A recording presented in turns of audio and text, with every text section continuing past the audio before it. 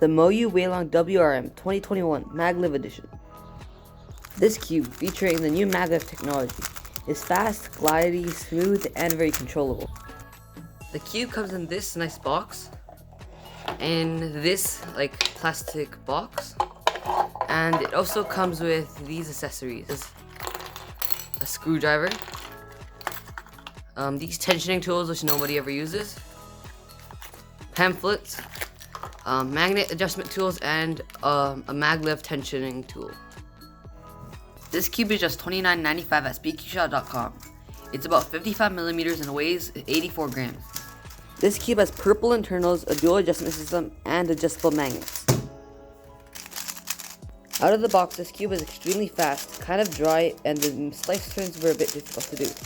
But after the adjustment, this cube actually turned out pretty great. So quarter cutting is pretty good. It could go about this much.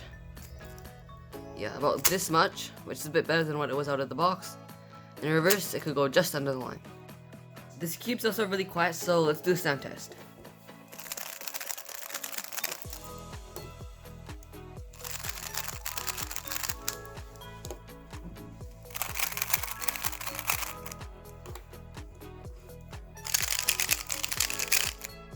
And if you want to know what lubes I used, I basically just use Weight 5 on the tracks, Angstrom Dignitas on the tracks and on the pieces, Mystic and DNM just for the feel. So yeah.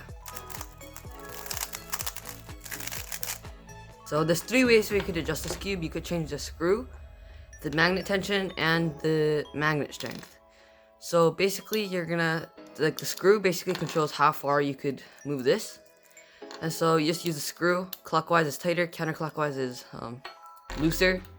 And this basically affects how easily it pulls apart. So this is basically how fast it is, and this just controls corner cutting and stuff like that. So you could use this tool, and if you could just turn counterclockwise, and you'll hear a click. There's a big click when I go back to the 0 setting. So there's 9 different settings, and you just keep on going to get on higher settings. So the first one's the lowest setting, and then it keeps on going on to the higher settings. And so to adjust the magnet strength, it's kind of hard to see here, but there are different numbers, and you basically just turn clockwise and then just go to the setting that you like. But the tool does break really easily. That's why they give you 4. So if you want to, you could use a flathead screwdriver, because that works fine. And just saying, number 1 is the strongest magnet strength and number 5 is the weakest one. It's kind of weird like that. And yeah, that's just it for the customizability. So I've used this cube for 1 week and done over 1,000 solves. So I'm going to tell you my impressions on this cube. This cube is super fast and smooth, but not like a buttery smooth. It's more like an airy smooth. It's slightly blocky and slightly crunchy, and it's really satisfying to turn. It feels a lot like the Tornado V2, but more airy instead of buttery. This cube is probably one of the fastest ones I own, but it's still very controllable. The compact size also makes this really good for one-handed, so if you're really into that, go make sure you buy it. So these are my overall impressions of this cube. It's very cheap, but it's also very customizable. It also does not feel cheap, and so if you're a beginner cuber and are willing to spend a bit more money, or if you're an experienced cuber that just wants to get a good cube, then I really suggest buying this cube. Not only does this cube feel amazing, it performs great. I get my best results on this cube. My only small complaint about this cube is that one of the magnets have become a bit loose, and so there is a small clicking sound when you turn that side. But it's really small, and most of the time I can't really hear it. The corner cutting is good. I get my max TPS on this. There just isn't really that much to hate about this cube.